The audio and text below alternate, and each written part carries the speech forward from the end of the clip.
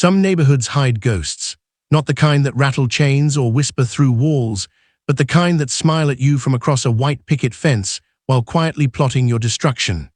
I didn't believe that until the night I came home and found a $500 citation duct taped to my front door, accusing me of blasting heavy metal at 3:17 in the morning when I was 30,000 feet above Kansas. That night was the beginning of the truth, the unraveling, the war, and the downfall of the most dangerous woman our neighborhood had ever known. The discovery. The paper crinkled as I tore it off my front door, still clutching my car keys from the airport shuttle. The tape job was ridiculous, thick silver duct tape in giant X patterns like the HOA was trying to quarantine my house. Bold red letters bled off the page. Excessive noise violation, $500 fine. Thursday, 3:17 a.m. I just stood there on my porch, exhausted from a 6-hour flight, rereading it 3 times. Thursday, 3:17 a.m. Heavy metal music. At 3:17 a.m., I hadn't even been on the ground. I had been strapped into seat 12C, watching a flight attendant demonstrate how to buckle a seatbelt I was already wearing. I still had the boarding pass in my backpack. My conference badge was literally hanging off my laptop case. My phone held 50 emails from the cybersecurity event I just left in Seattle. So how, exactly, was I blasting music from my living room while sprinting through a cloud layer over Kansas? The answer hit me before I even finished the thought. Margaret Whitmore, 63, HOA president, self-appointed guardian of community standards, and the most vicious control freak ever to weaponize a neighborhood welcome packet. She had been circling me like a buzzard since the day I moved into Maple Ridge Estates 8 months earlier. A single, divorced, 42-year-old software engineer apparently didn't fit her family-friendly aesthetic. I wasn't married. I didn't host Bible brunches. And most unforgivable, I existed without her permission. To Margaret, that made me a threat. The Queen of Maple Ridge. Margaret ran our homeowners association like a miniature dictatorship. She wore her gray hair in a rigid sprayed helmet, smiled only with her teeth, and looked at rule books the way priests look at scripture.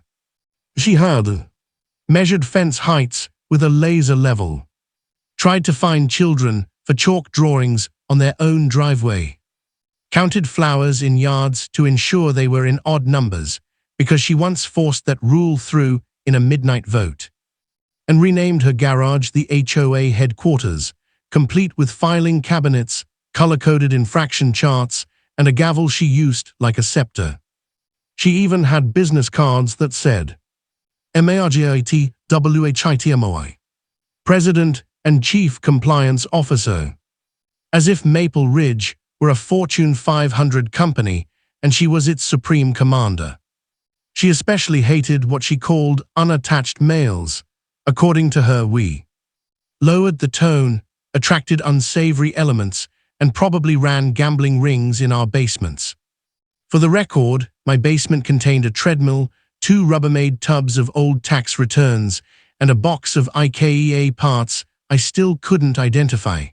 But explaining reason to Margaret was like lecturing a tornado about fence etiquette. And now, apparently, she had escalated. The evidence. Inside my house, I tossed my luggage aside, powered up my computer, and pulled up my smart doorbell archive. If some noise incident had really happened, the camera would show it. Motion alerts, video something. But there was nothing. From 6:00 p.m. Wednesday night, when my neighbor collected my mail, until 7:00 a.m. Thursday, when the newspaper hit the driveway, the camera logs were silent. No visitors. No lights. No movement. No sound. But then I noticed something strange, one tiny motion alert at 3:05 a.m. I clicked it. My breath stopped. There she was, Margaret, on my front lawn, creeping through the darkness, holding something. She stood beside my window for almost 4 minutes, Then, at 3:15 a.m., the audio log spiked, blaring heavy metal, but it wasn't from inside my house. The sound was outside, right against the glass. I scrubbed through the footage again, enhancing the brightness. And there it was. A large, portable party speaker. The expensive waterproof kind people take to pools or beaches. Margaret set it on my windowsill, pressed play, waited 2 minutes and 30 seconds, then snatched it up and sped off, practically jogging back toward her house. At one point, she even looked straight into the lens.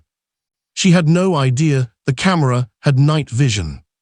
Her smug face was crystal clear, down to the embroidered gold letters on her blazer. President, Maple Ridge HOA.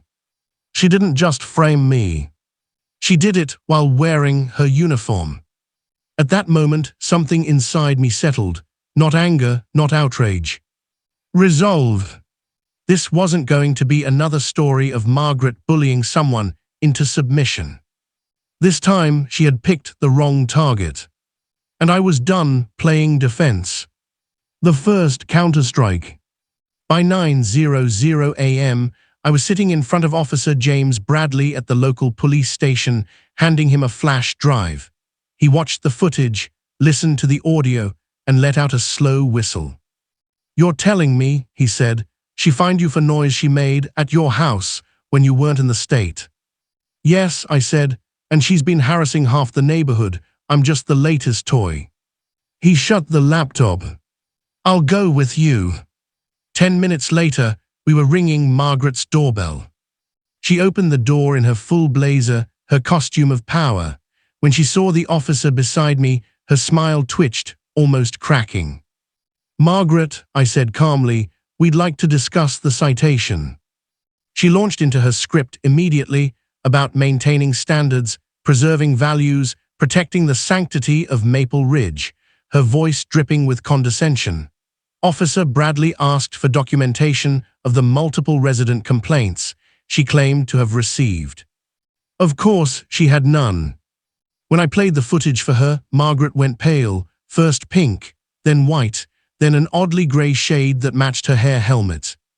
She stammered, inventing lies so fast she tripped over them.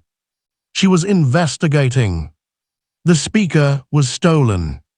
Complaints were verbal. She knew I was at a conference because someone mentioned it somewhere. Then she snapped. She ranted about single men destroying neighborhoods. She insisted I was probably hosting secret parties and that she had to take preemptive action to maintain order. Officer Bradley stopped her cold. "Ma'am," he said, "filing a false complaint is a crime. Harassment is a crime. Stalking is a crime." Her eyes widened. This was the moment she realized the script was no longer hers to control.